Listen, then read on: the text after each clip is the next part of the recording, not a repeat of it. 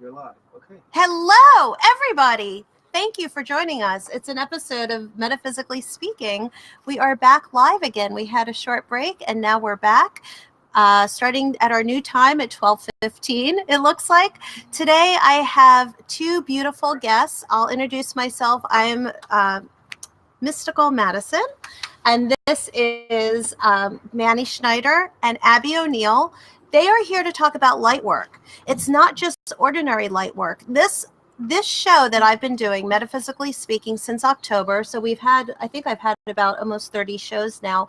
We always try to bring you things that are outside the box, things that speak to us metaphysically, and things that tap into our intuitive awareness and ways that we can move forward in a way where we can be co-creators of our own universe. So I have Manny and Abby, and they're going to talk about Nova light work. Do you want to introduce yourself first? Sure. Go ahead. I'm Abby O'Neill. I grew up in Indiana on a farm in a Quaker background, very religious background for myself, but then went to Columbia University in New York, came out to Hollywood to be a screenwriter, actress, director. That all seemed to be going great until I got mononucleosis. Not a very impressive disease, really. But I was really sick. When you get it as an adult, I was in bed for months. And that really created a big awareness bump for me, trying to figure out why I was sick, how to get well. Mononucleosis doesn't have any Western medicine that can cure it. There's no medicine, there's no treatment, there's nothing. I guess it's one of those vague diseases like fibromyalgia. It's hard to pinpoint. Also, today we have the mosquito illness. Zika virus. Well, Zika, but we also have the other one that a lot of people are getting. Lyme disease. And that's another one. It's you almost have to go outside the box to treat these illnesses. You do. I mean, mononucleosis, it comes from a specific virus, but still they don't know how to treat it, so you're kind of left, hanging. And that's really all those months of being sick, of being feeling helpless. That's what started me meditating even more. I came from a background of Kundalini yoga and a knowledge of my chakras, but that's when I really started channeling and started understanding this energy work that could heal me. Then I started doing it on some friends, and I was really shocked that it worked. Were you? Really? I was really shocked. I felt like I was making it up. And what about you, Manny? What is your Emmanuel, I should call you, Emmanuel Schneider? Tell us what your background is and how you found yourself looking at things metaphysically or doing light work. Well, actually, I grew up in Kansas in a very conservative small town, and I would often see other lights and see like dimensional doorways and things, but the area was so conservative, I would never have mentioned that. And I finally made my way to California, and I started out with just angel cards, like just reading cards, and then I got connected with the great astrologer, who then got me connected to a healer circle, and that's where I first saw Abby. And I was so impressed with her because she was so grounded and funny, and she talked about the work, and she was so humble, and it was beautiful, and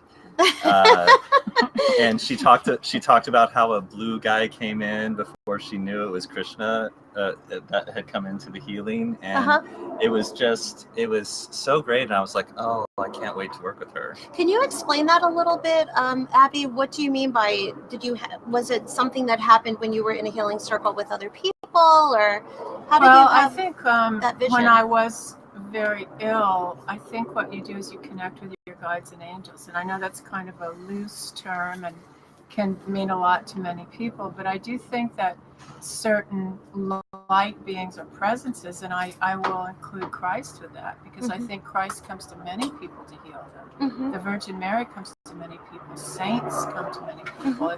We live in a Western world where that's really not validated, so it's hard to say, oh yes, this is how I got a healing, but I do believe there's another world with light beings, with a greater wisdom than we have, and if we can tap into it, we really do heal. Okay. It can be really amazing. Okay. We have some activity going on. So So to explain speaking of seeing things, so yeah, no, I think that a lot of people need to be validated that they can tap into the unseen world. And I wanted to ask you actually to go into what the unseen world means. A lot of people, they connect with that through prayer, or they connect with that through a sanctuary like church or temple or mosque or wherever they're going. But a lot of people that are not tied into that religious sense may not know what they're feeling. So I think with Reiki, when you talk about sending light to people, I guess we're talking about working with the unseen world. Well, and in my classes, which I do teach the technique, I found out very early on that not only I could teach it, but everybody got it in the first class. So yeah, I guess it's pretty easy. But I get people to concentrate on feeling the energy in their body, their chi or their life force energy, which is exactly what you do in yoga, qigong. It's the basis of all Chinese medicine and acupuncture, which is quite frankly where Western medicine sent me when I had mononucleosis. They actually sent you for my doctor at acupuncture, Cedar Sinai said, we have no treatment for mononucleosis. Why don't you try Chinese medicine? His exact words. And that's what started I this. came from a farm in Indiana, and for me it was like, give me a pill. I don't believe in any of this wow. stuff. So yeah, it was a big leap.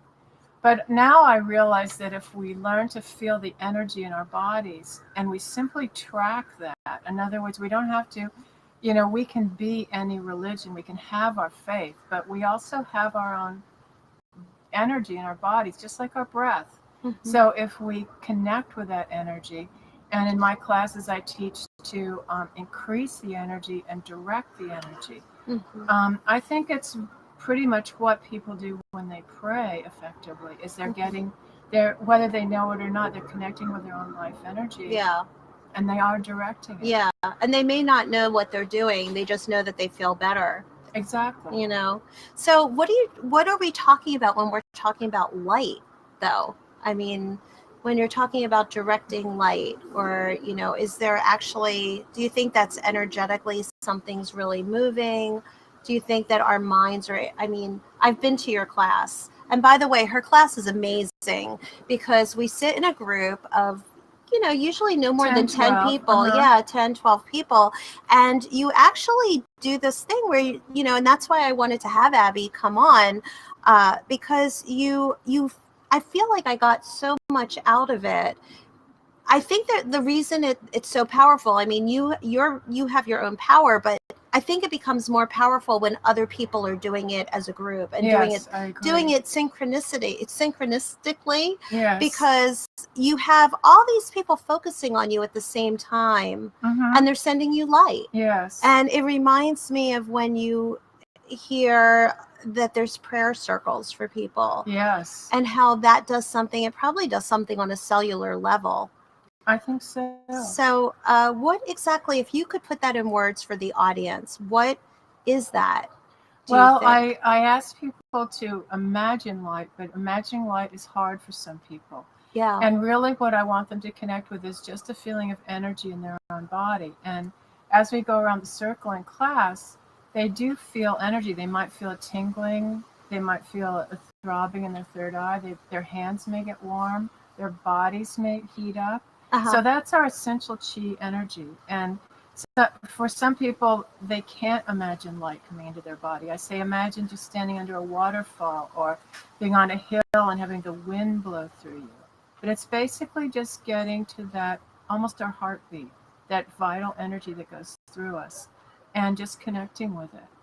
I want to bring up something that you're reminding me of. When I was taking acting classes, one of my teachers, and I'll never forget this, he said, if you imagine it, the audience will see it. Very true. So I think we have to withhold the belief that if you're imagining something going towards somebody else, on some level, it's becoming a piece of reality, even if we can't see it. Yes, and also an important part of my class, I think our left brain, our logical brain, mm-hmm. is also where we go to imagine, visualize, think. We go to rationality.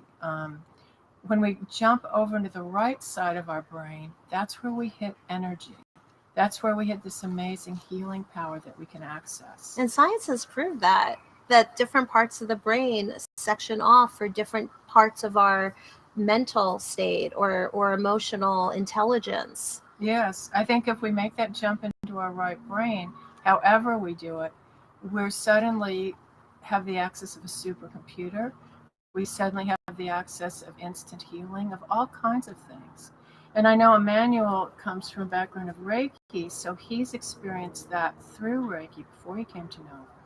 What is the background on Reiki, Emmanuel? Is Reiki, like, is that Eastern? Is that from us? Like, did we create that in America? No, Reiki is believed to have been channeled and brought to the planet like 100,000 years ago. But the Tibetan monks had perfected it and even taught their children Reiki and how to channel energy. And then it was brought back in by Usui in Japan. So Japan and Hawaii, and so there was Usui and Karuna. And so those kind of merged together. I was very blessed to have a Reiki Are those master. the different types of Reiki, or those communities? Those are different types of Reiki. Oh, wow. And I never even realized that there's different types of Reiki. I didn't either. Yeah, and so I was very blessed to have a Reiki master that trained me in Usui and Karuna, and what was I the used them difference? Karuna has a few more steps, and a few more things, and I've worked with other Reiki masters, and I've traded with other Reiki practitioners, and realized that they don't do near the things that I was trained and that I was blessed to have learned. And then I'm also able to combine my Nova training, my Nova skills, and merge both Nova and Reiki together. So it's been, I have a wonderful time with my clients and do that. So there's a difference between Nova Reiki and Reiki. Yes. Okay. Yeah. What's the difference? Well, when I do Reiki on a client, there's different. Of course, I bless the space, and I do protect myself with the golden veil of light, which is very similar to what we do in Nova, where we protect ourselves in a bubble of light. Yes. But there are different hand positions, and we're channeling heat and electricity in throughout the body. But when I have called in the same guides and I do the practice with calling in Nova, I'm talking to their guides while the body is expressing things, and I'm going around the body. I'm getting messages and finding out what they need to heal energetically. So you're like the interpreter. Yeah, as well. And like, so you're getting the messages, you're relaying it to the client or your patient, and kind of because of that, everything's coming to awareness. I suppose it's good to have an interpreter. Yes, It really is. That's so true.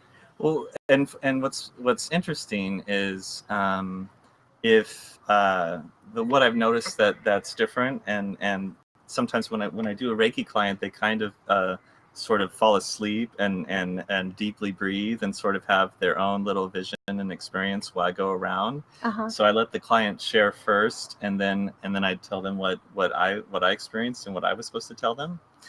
But if they really have more questions and we want to go deeper, I usually follow that up. Now let me do a Nova reading for you, because not only is it the process completely interactive, but towards the end we ask them if they have questions for their guides, and we can get more information and do stuff.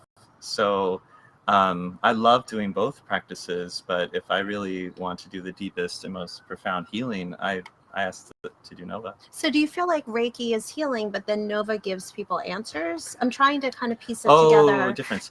Yeah. I think they're both healing, but if I was going to pick one modality that would be the most thorough, I would say Nova. Okay, why? Because they're going to get the physical healing, they're going to get the emotional healing, and they're going to get not only answers but maybe guidance towards direction. Like not necessarily telling the future, because we do want to differentiate between like psychic and other things, but oftentimes they'll have a question of, this is what I'm thinking, this is what I feel like the direction I'm going, and you're able to talk to the guides and see if that's a good direction, and if there's, and you at the same time sometimes you make it another opportunity and go, oh, does this resonate? And how does this sound? And so it's funny. I think the most important thing that you can do for people as a healer is narrate what people are going through. That's so true. Because a lot of times people are really stuck in their heads. I mean, I get like that. I know people around me get like that. And that's what they teach you with children. Children need you to narrate their world for them, because otherwise you get flooded with emotion that you can't really differentiate what is mine and what doesn't belong to me and what does. And you can't really move through a sticky situation unless you really have the I don't know, the mechanisms or the platform of what you're walking across. That's so true. So when you do this for people, it sounds like Reiki is great, because I've had Reiki and you leave feeling energized and you leave feeling better. But I think it's more important to get that feeling better along with getting some sort of resolution. And even if it's not fortune telling and predicting the future, at least you can leave knowing what you've just worked on or what you need to work towards. Exactly. So, I mean, that sounds great. I mean, I'm still a little bit unclear though on how you're getting those pieces. And I know that in Abby's classes, we come all together as a group, and there's a lot of discussion. Yes. So, I mean, with Abby, I mean, we've done like past life work. I mean, where you're working through issues that are coming up, sending light to people, working through issues. And even my feeling is, even if that story doesn't exist, if you have a platform to work through it, it still tricks your brain into undoing the damage. I don't know if I'm saying that No, right. I really agree with you. I don't know if past lives really exist. I probably won't know until I'm dead, and then it's too late. I mean, I guess I could come back and unless there's this whole part of our brain that opens up, and suddenly we have the left brain, the right brain, and our past life brain. And maybe once that gets activated, we get all those memories coming flooding back to us. Who knows? Yeah, but I do find that as I'm doing this Nova work on a client, I may see a past life. In other words, I might, basically it looks like a Turner Classic movie with, people in funny costumes. But that sounds pretty accurate to me. Yeah. So I usually relay the story that I'm seeing to the client. And I always say, look, if you don't believe in past lives, that's fine. Think of it as an emotional story. Think of it as a metaphor. Yeah. And see if it resonates with you. See if it helps your present situation by understanding this. And so often it does. Plus, the other thing that I've noticed about finding past lives and healing them is that it seems to mysteriously heal the body as well. Because we can get to say, basic things like seeing someone who's drowned and who in this life has trouble breathing or asthma, afraid of the water. When we heal that life, suddenly that changes. Things can change from anything from cold hands to chronic back problem. Weight seems to come off almost magically. But I think it's because our soul carries past lives and past traumas. So we have to go in and heal that trauma so that our soul doesn't just keep carrying it along with it over and over. And I think we sometimes duplicate things in our life. Like, let's say I have one client who has had a marriage where she just doesn't understand why she's still in it. Well, it turned out that her husband was a child who was killed, and she felt very responsible for the child. She felt very guilty. So every time it comes up to break up with the guy, she has all this guilt. This sense of responsibility. I can't do it. He died. He needs me. He needs me. He needs me. He'll die without me. Yeah. And so she has very intense feelings. Yeah. And that's where we go to heal that past life and say, no, it's okay. If the relationship isn't working, you can leave that person. I think that's beautifully said, really. Because at the end of the day, whether it's a metaphor or not, it works. Exactly. And I think that if it's true that the soul is eternal and we carry trauma forward, then the ego would identify it as its own. Yes. Even if it didn't belong to you, if it never happened to you before. Maybe I never drowned, but I'm so afraid of water and I don't know why. Exactly. Well, it's so good to know that there's a way to work through these things, because people can journal, people can talk in talk therapy, but most of the time we walk around not understanding ourselves. Well, see, that's it. I think everything you do with the left brain is great. You know, understanding, visualizing, even, you know, dreaming or whatever you want to do, a vision board. But it's that jump into the right brain where things don't make much sense. It's almost like jumping into a dream. But that's where the energy comes up, and that's where things shift. That's where the answers are. Yes. In that muddled gray cloud. That where the images are hazy. Exactly. Or symbolic, or we may just get colors or feelings. It's hard to learn how to pay attention to that, but you can do it.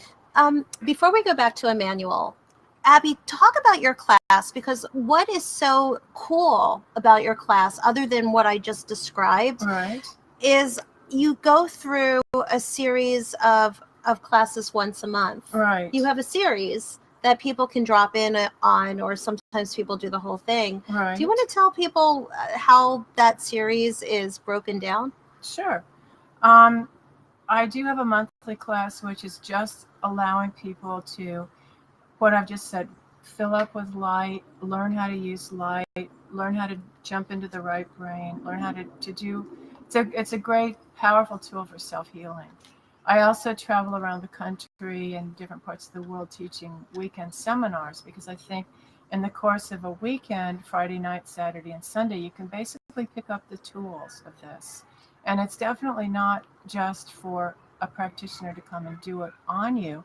It's something for you to learn, and you can do it on yourself. But you were also, the way your class is broken down is very interesting, because you focus on different chakras at each class. So maybe you can tell them a little bit about that. Sure. Because you travel all through the body.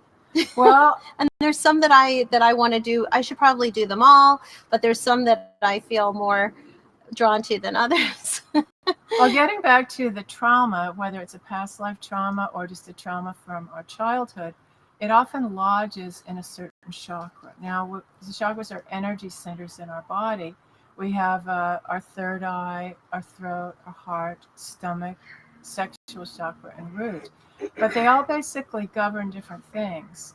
For example, when I had mono, I literally had a sore throat for a year and a half. So you're like, okay, what's going on with my throat? But I grew up with my grandmother, who was very domineering, and I didn't have much of a voice. And I always had throat illnesses when I was a child. Now, here I was trying to be a filmmaker, which is all about getting my voice out into the world. I was tremendously insecure about it. So where does the illness come? Right when I directed my first feature, right in my throat. So it's those kinds of things. The root chakra can be a money issue, a family issue. A stomach chakra can be about our power. If somebody's taking our power, our stomach chakra can be very blocked. Yes. Yeah, people can get stomach aches when they're in anxiety-produced situations.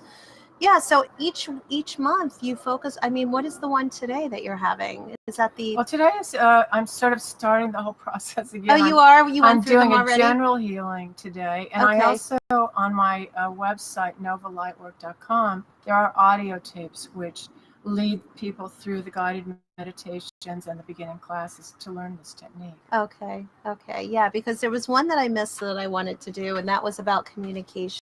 The throat, yeah. You did a class just on the throat chakra, and I missed it, but it was all about making sure that you express yourself and also being heard, making sure that you hear other people. There should be an ear chakra class. Why isn't there an ear chakra class?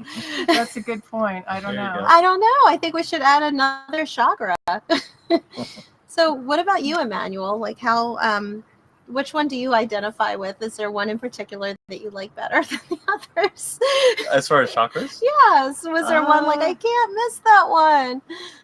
Well, it's funny. Like we do intensive work together where we do some very wonderful work together, and then I haven't made it to as much of the chakra series That's what it's called, the chakra series. Yeah, I haven't right. made it to as many of them.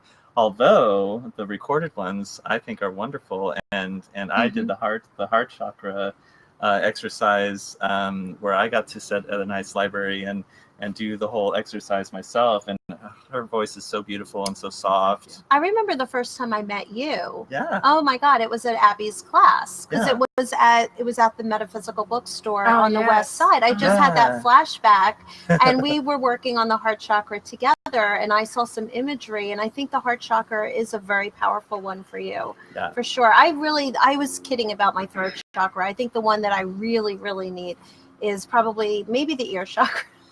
But I need the stomach chakra, right? Because I really hold all of my anxiety gets like stuck in my stomach. Yeah. And when I'm in any sort of argument or issue comes up, or I'm worried about something, my stomach goes into knots.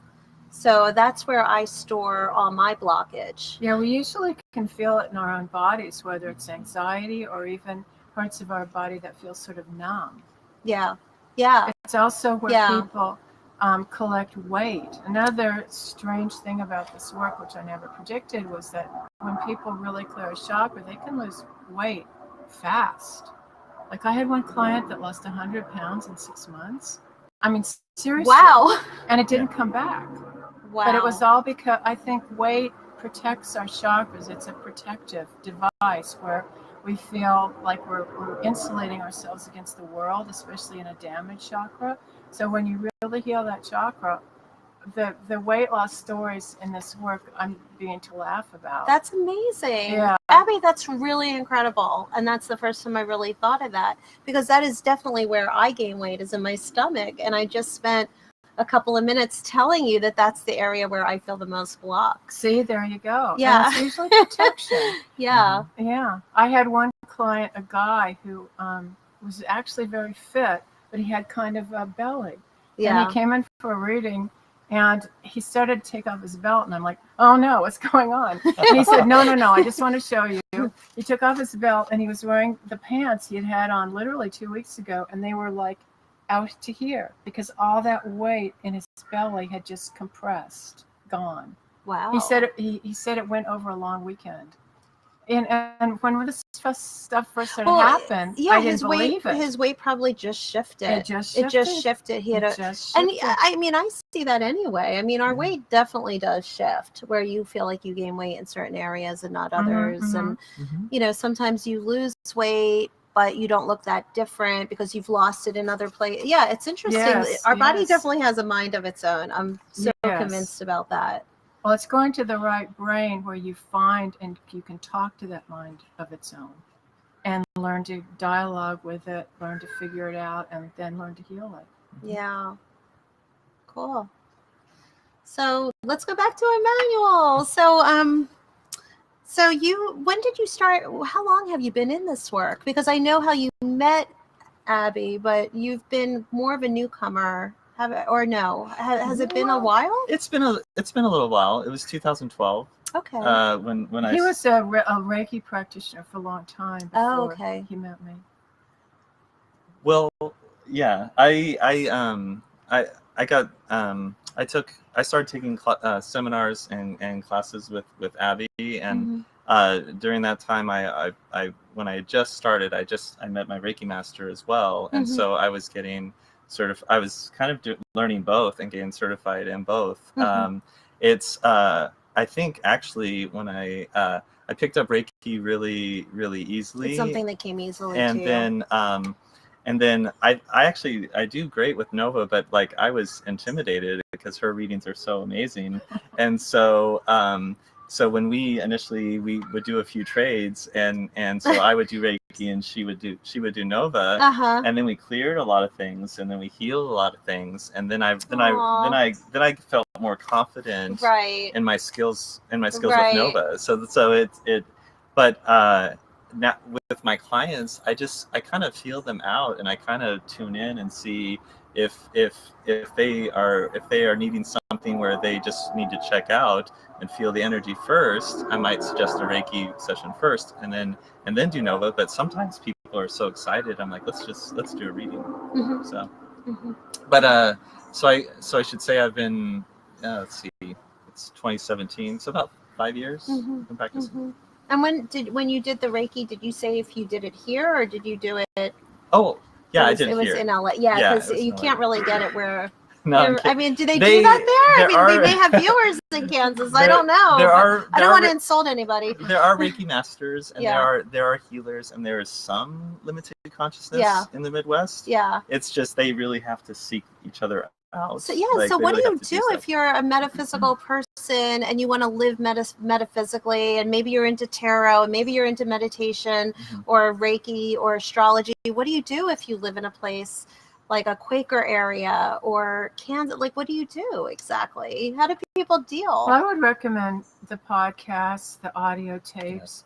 I actually, it's funny, I have one client from Finland, and I would have thought that Finland had a lot of New Age, classes, but she was reaching out on the web to me because she felt in her small town in Finland, she didn't. So I think with the web, we are able to reach each other, and we are able to get this knowledge out where people can really share it now. And maybe that's another reason I've been traveling all over the world to teach this. You go to Hawaii too. Hawaii. Yeah. Emmanuel Hawaii. and I did an amazing trip to Ireland. Yeah, wow. And Oh, that's where and you went. Were you at Stonehenge, or did I? we didn't go to Stonehenge. We went to That's in many England. stone circles, which are like Stonehenge, Right. but they are in Ireland. I feel like I saw photos, and I think I mistakenly thought that you were in England. It's interesting though, because when you go to a place like Ireland and we had a group of about 26, whether you realize it or not, there's some people there that have had past lives in Ireland. And when they arrived, they go through some incredible shifts and changes just because they're back in a world where, they needed to resolve an emotional lifetime. So it can actually be very powerful. I think I would love to do a show just about reincarnation, because now everything's starting to come out in the open because of technology. Yes. I really have an idea that people have been telling their parents, children have been telling their parents about who they were in the past, but the parents would probably think they were making it up, or they had an imaginary friend. But today, when kids are insistent and the parents are listening to them, they're Googling things. I agree with you. They're getting all the facts. Yes. Yep, they are. And they're finding out, why there is this person that existed during the Korean War, or this person really does have, they'll start giving not dates, but they'll start giving names, or they'll start giving scenarios that they really wouldn't have known any other way. So I think that as we get more and more advanced in technology, moving forward in time, there's going to be the ability to prove more. I agree. And even if we just take it as a metaphor, like I said, the healing benefits are inescapable.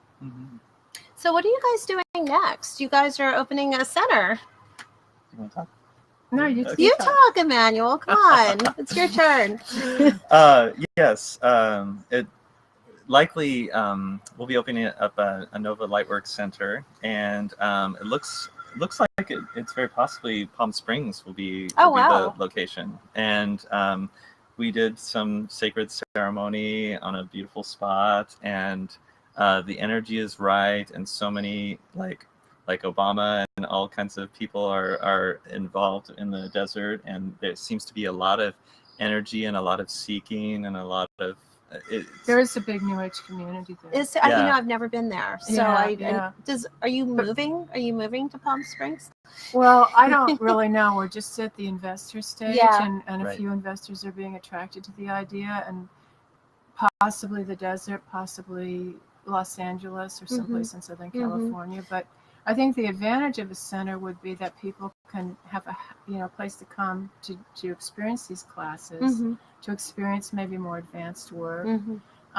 Emmanuel was very interested in training. One thing about this work is it seems to be very popular and easy to learn, so that we already have practitioners in it.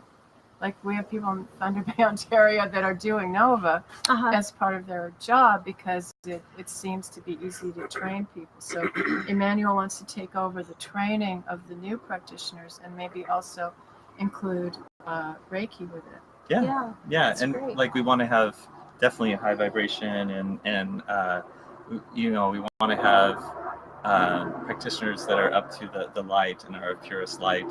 That so we and Abby knows an incredible yoga instructor or yogi, Mhm. and so we might incorporate some Reiki and some yoga, but I mean the we want them. These centers are going to be sanctuaries, and they're going to be able to come and feel the energy. And I think Abby had a great idea, like kind of like if you think of the Starbucks of a spiritual center, where they can come and socialize and do all kinds Sounds of things great. too. And just learn the basics of energy healing. Yeah. Mhm. You know, I don't feel like I'm being drawn so much towards the other psychic arts, such as, card reading or psychic stuff. I'm more drawn to the energy work, and I feel that people, once they heal themselves, they can create their own future. Well, also, it sounds like that's what you did. You experienced Yes. it Mhm. firsthand when That's you were true. ill. Yes, very And true. working with energy is kind of what got you on the other side of it. So true. So true. So if you guys have anything else you want to add, if not, then I guess you can introduce yourselves again and just tell people how to get a hold of you.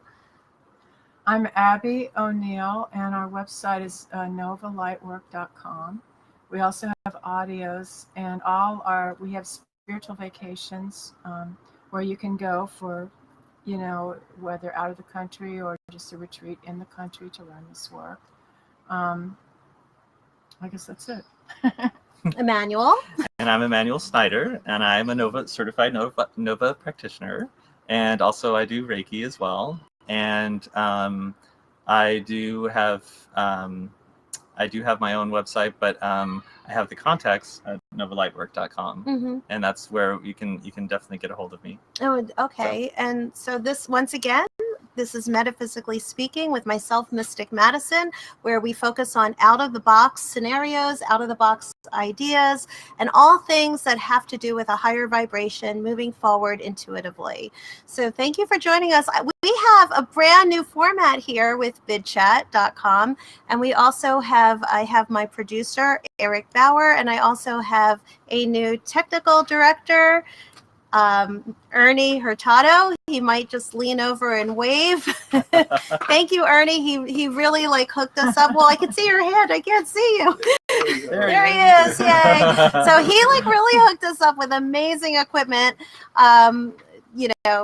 Got things running for us because we want to be able to give you the best show. We want to be able to really get the information out there to people that might not have access to finding out about people that they don't know about yet. So, or things, and just getting people to think. Thank you so much, Madison. Oh, this is you're a wonderful welcome. experience. It's a beautiful show you have. Oh, thank you so much. Congratulations on a lovely show. Thank you. So wonderful that you had us on. Oh, Yes. thank you Thank for you. coming. So please keep joining us. Remember, I'm Saturdays at 3, Sundays at noon, but it might be 12:15 is our new time. We'll have to check in with that, either 12 or 12:15. But thank you so much for tuning in. Really. Okay. Blessings and have a great week. Bye. I just have to tune it out. All right. Bye, guys.